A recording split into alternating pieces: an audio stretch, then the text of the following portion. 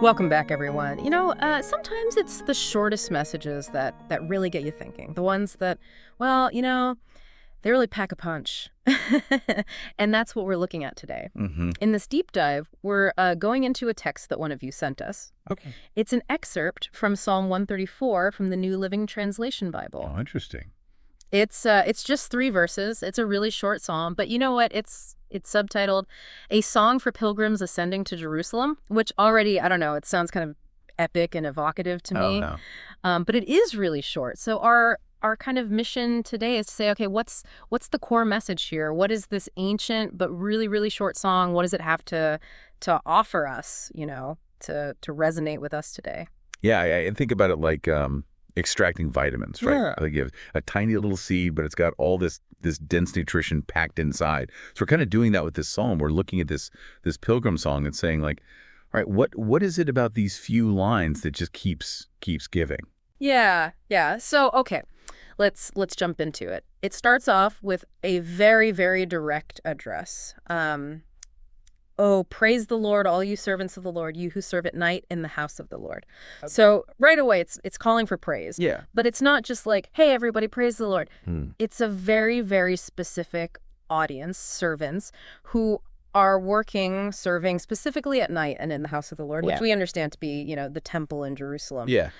So what jumps out at you about this initial focus? Well, it's interesting. It's like immediately I get this feeling of nighttime. We think about the day, we think about being busy, but nighttime, it's like a different energy. Yeah. And here we have these servants, right? It suggests to me this idea of dedication that goes beyond the usual 9 to 5. It's like this commitment during times when maybe you're not being, seen as much. Yeah. You're not getting that recognition. Yeah. And so for these pilgrims who are, on their way to Jerusalem, maybe it was a little nod to those who are, doing all those behind the scenes efforts, those quiet devotions that kept things running. Mm-hmm. Even when no one was necessarily watching. Yeah, it does make you think about all those unsung efforts, doesn't it? Then verse 2 kind of shifts to action. It says, "Lift your hands toward the sanctuary and praise the Lord." So now it's pairing a very, very physical gesture, lifting your hands, with that call to praise. Right. And again, there's this direction. It's directed toward the sanctuary. So again, pointing towards Jerusalem and the temple. Why this specific posture, this direction? Why is that so important? There's something so powerful about that image of lifting hands. I mean, it can mean so many different things, right? It can be prayer, it can be surrender, it can be like reaching out for something, but directing it towards the sanctuary, right? Mm-hmm. That place that's the heart of their faith. It's the very destination of their pilgrimage. I mean, that creates such a strong sense of focus and intention.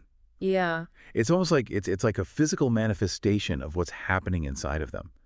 This spiritual yearning and their praise is oriented towards something so sacred, something so central to their entire journey. Yeah, they're not just praising anywhere. There's a very deliberate direction to it. Absolutely. And then, we arrive at this final verse 3, and it's like the response. "May the Lord who made heaven and earth bless you from Jerusalem." So now we've shifted from what the servants are doing to what God is offering. Exactly. And it's the ultimate source, right? The one who made heaven and earth. Yeah. The creator of everything. And it's so interesting how, the blessing is specifically tied to Jerusalem. Mm. It's coming from Jerusalem. It's like the culmination of the pilgrims, this whole ascent. And there's this beautiful reciprocity, isn't there? I mean, you have their dedicated praise, their focused worship, and then boom, it culminates in this blessing from the divine emanating from the very place they were striving for. Yeah. It's like it's connecting that earthly journey with this divine favor. Okay, so if you're listening to this, right, what's the takeaway here? What's the nugget of insight? It seems to me like the short psalm is highlighting a few things. The importance of dedicated service, even in those times when you're not, in the limelight, maybe even in the night seasons of life. Right. The power of intentionally directing our praise, not just praising anywhere, but really focusing it. And then this idea that blessing can flow from those places of deep meaning and purpose that we strive toward. those Jerusalems in our own lives. Exactly. It's like this little reminder tucked away in these few verses that even the quiet service, even the service that maybe isn't getting the applause, it still has value. Yeah. And that focusing our intentions, that really matters. And that, whatever our Jerusalems are, whatever those places of significance are for us, they can be these points of connection where we can receive something greater. Yeah. I love that. So here's a final thought to carry with you. Okay. As you go about your day, think about what serving at night might look like in your own life. Mm-hmm. Where are you dedicating effort? Where are you, putting in the work, maybe without a lot of fanfare? Those things that maybe nobody else really sees or notices. And then think about, where are your Jerusalems? What are those goals or places that hold really deep significance for you? Yeah. And how might the act of intentional praise, whatever that looks like for you, how might that shift your experience and your perspective on the blessings that might be available along your own journey? Beautiful. All right, well, we'll leave it there.